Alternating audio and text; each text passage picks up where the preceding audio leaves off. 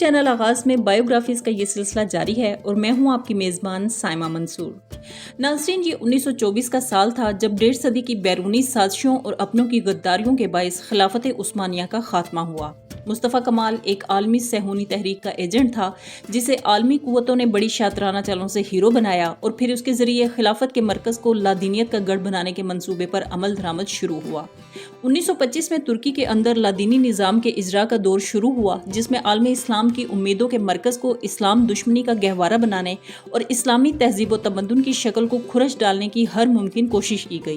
جس وقت مغربی اقوام اور ان کے مقامی ایجنٹ اپنی شاطرانہ چالوں کی کامیابی کا جشن منا رہے تھے، اس وقت ایک ایسے بچے نے جنم لیا جس کے نصیب میں اس چال کو ناکام بنا کر ترکی کو دوبارہ سے اسلام کی راہ پر گامزن کرنے کی سعادت لکھی گئی تھی۔ یہ تھے اسلامی احیائی تحریک کے بانی نجم الدین اربکان، جنہیں ترکی میں استاد اربکان کے نام سے جانا جاتا ہے۔ نجم الدین اربکان 29 اکتوبر 1926 کو ترکی کے ایک چھوٹے سے شہر سنوپ میں پیدا ہوئے۔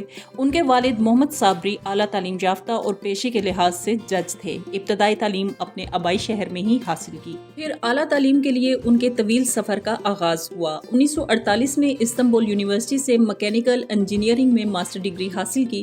انجینئرنگ میں پی ایچ ڈی کے لیے جرمنی گئے اور آخر یونیورسٹی سے 1956 میں ڈاکٹریٹ کی ڈگری لی۔ تعلیم کی تکمیل کے بعد جرمنی میں اپنا معیار زندگی بلند کرنے کی بجائے اپنی سرزمین وطن اور ملت اسلامیہ کا قرض چکانے کا فیصلہ کیا اور وطن واپس لوٹ آئے۔ 1957 میں استنبول یونیورسٹی میں بطور لیکچرر اپنی خدمات کا آغاز کیا۔ 1965 میں انہیں پروفیسر کا درجہ حاصل ہو گیا۔ کچھ عرصے بعد انہوں نے یونیورسٹی ملازمت چھوڑ کر اپنی فنی مہارت اور دوستوں کے تعاون سے صنعت کی طرف توجہ دی۔ انہوں نے ٹینک سازی، توانائی اور ایندھن کی پیداوار کے منصوبوں کا آغاز کیا۔ 1960 میں یونیورسٹی کی ملازمت کے دوران ہی تجرباتی طور پر انہوں نے توانائی اور ایندھن پیدا کرنے کا ایک بڑا مرکز قائم کیا۔ یہ تجربہ کامیاب ثابت ہوا اور آج اس صنعتی کمپلیکس میں سالانہ 30,000 ڈیزل انجن تیار ہو رہے ہیں۔ صنعتی میدان میں کامیابی کے بعد ترکی میں اسلامی تشخص کی بحالی کے لیے سیاست کے خارزار میں قدم رکھنے کا فیصلہ کیا۔ السلام علیکم. Hepinizi hürmetle, muhabbetle selamlıyorum.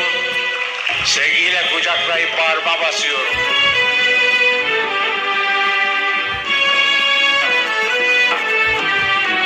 یوں تو ترکی میں خلافت عثمانیہ کے خاتمے اور لادینی دور کے آغاز سے ہی اسلام پسند طبقات نے اپنی جد و جہد کا آغاز کر دیا تھا۔ شیخ بدیع الزمان سید مرسی کی شخصیت نے پورے ماحول میں ایک ہلچل پیدا کیے رکھی۔ مرسی تحریک اسلام پسندوں کے دلوں کی دھڑکن تو بن گئی، مگر مصطفیٰ کمال پاشا کے ظالمانہ اور آہنی اقدامات نے اسے عوامی تحریک بننے سے روکے رکھا۔ شیخ بدیع الزمان سید مرسی سیکولرزم کے مقابلے پر اسلامی نظام کے احیاء کا علم لے کر اٹھے تھے۔ انہوں نے زندگی کا بیشتر حصہ جیلوں میں گزارا۔ دوران تعلیم نجم الدین اربکان اسی تحریک سے متاثر ہوئے۔ جامعہ میں اپنے ہم خیال طلبہ کو منظم کر کے ملک بھر کے تعلیمی اداروں میں بڑی حکمت اور تدبر سے ایک تحرک پیدا کیا۔ سید مرسی کی وفات کے بعد نجم الدین اربکان نے اس چراغ کو نہ صرف یہ کہ بجھنے نہیں دیا بلکہ اس کی لو تیز سے تیز کرنے میں بھی کامیاب رہے۔ نجم الدین اربکان جرمنی میں قیام کے دوران سید ابو الاعلیٰ مودودی اور سید قطب شہید کی انقلابی فکر سے متاثر ہوئے جس نے ان کے نصب العین متعین کر دیے۔ 1969 میں آپ نے باقاعدہ طور پر عملی سیاست میں حصہ لینا شروع کیا۔ پہلی سیاسی جماعت نیشنل وائس پارٹی تشکیل دی۔ تنگ نظر سیکولر حکومت نے اس پر 1971 میں پابندی عائد کر دی۔ آپ نے 1972 میں ایک نئی جماعت نیشنل سالویشن پارٹی قائم کی اور 1973 کے انتخابات میں حصہ لے کر 48 نشستیں جیتنے میں کامیاب ہوئے، جس نے سیکولر عناصر کی نیندیں اڑا دیں۔ 1974 میں آپ نائب وزیر اعظم منتخب ہوئے۔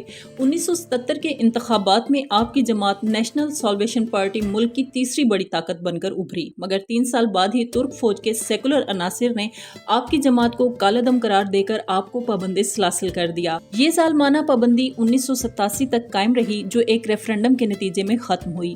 پابندی ہٹتے ہی آپ دوبارہ میدان عمل میں اتر آئے، رفاہ پارٹی تشکیل دی اور 1990 کے انتخابات میں 40 نشستیں حاصل کیں۔ یہی وہ انتخابات تھے جن کے بعد ترک سیاست میں اسلامی عناصر को एक अहम रुकन शुमार किए जाने लगा। इसके बाद 1995 में होने वाले इंतखाबात में रिफा पार्टी ने मुल्क के 21% वोट हासिल कर लिए और एक दूसरी जमात के साथ मिलकर शिराकत में हुकूमत कायम की। तुर्की के ऐवान नुमाइंदगान ने आपको अपना कायदे ऐवान मुंतखब किया और यूं आप मुस्तफ़ा कमाल के जदीद तुर्की में पहले इस्लाम पसंद वज़ीर आज़म मुंतखब हो गए। सिर्फ एक साल बाद ही न सिर्फ आपकी हुकूमत ख़त्म कर दी गई बल्कि इस बार आपके अमली सियासत में हिस्सा लेने पर भी पाबंदी आयद कर दी गई। इसके बाद आपके शागिर्दों ने मैदान संभाल लिया। उस्ताद नजमुद्दीन अरबकान की कोशिशों का ही समर है कि आज मुस्तफ़ा कमाल के जदीद तुर्की में सेकुलरिज्म लर्जा बरअंदाम है। इस्लामी रासिखुल अकीदा सियासी उनसर इस हद तक ताकतवर हो चुका है कि उसको शिकस्त देने में तुर्क फौज के भी पर जलते हैं। 1997 में अरबकान की हुकूमत पे शब खून मारने वाले तमाम अफसरान अदालती कटहरों में खड़े हुए और जेल की सलाखों के पीछे पहुंचे। इसी अरबकान के शागिर्दों अब्दुल्ला गुल और रजब तैयब अर्दगान ने आज सेकुलरिज्म को ऐसे कंट्रोल किया कि माजी में तुर्क हुकूमतों को कंट्रोल करने वाली सेकुलर फौज और अदलिया आज इस्लाम पसंदों के मुकम्मल कंट्रोल में है। ये कंट्रोल इस्लाम पसंदों ने कुव्वत से नहीं बल्कि अवाम की ताकत से हासिल किया है। राह वफा के इस मुसाफिर को 28 फरवरी 2011 को वापसी का बुलावा आ गया। अंकरा के एक हस्पताल में हरकत कल्ब बंद होने से आपने दाई अजल को लब्बैक कहा। Turkey's first Islamist Prime Minister Necmettin Erbakan has died from heart failure at the age of 85. आपकी वफात से न सिर्फ तुर्की बल्कि सारा आलमी इस्लाम एक अजीम तरीन रहनुमा से महरूम हो गया। दुनिया भर की इस्लामी तहरीकों के नुमाइंदों ने आपकी नमाज जनाजा में शिरकत की। उस वक्त तुर्की के वजीर आज़म रजब तैयब अर्दगान और सदर अब्दुल्ला गुल जनाजे को कंधा देने वालों में शामिल थे। नजमुद्दीन अरबकान जिस वक्त पैदा हुए तुर्की में दीन इस्लाम के नाम लेवाओं के लिए वो बदतरीन वक्त था। उन्होंने जब खारज़ार सियासत में कदम रखा उस वक्त ये मैदान इस्लाम पसंदों के लिए शजरा ममनुआ की हैसियत रखता था। लेकिन एक तवील और कामयाब जद्दोजहद के बाद जब आप दुनिया से रुखसत हुए तो उस वक्त तुर्की पूरी रफ्तार के साथ सेकुलरिज्म से वापस इस्लाम की तरफ पलट रहा था। उस्ताद अरबकान दीन इस्लाम का रोशन सितारा और उम्मत मुस्लिमा की आंख का तारा और बातिल की आंखों का कांटा रहे। मरहूम दुनिया भर के अहले ईमान के दिलों में एक आली हिम्मत, पुरकशिश शख्सियत, साफ दिलो दिमाग के मालिक, दाई, मुदब्बिर, सियासतदान और आलमी इस्लाम के इत्तेहाद के नकीब के तौर पर हमेशा जिंदा रहेंगे। नाज़रीन, हमारी आज की ये वीडियो यहीं पर इख्तिताम पजीर होती है। हमें अपनी राय से ज़रूर आगाह करें। इजाज़त चाहूँगी। अल्लाह हाफ़िज़।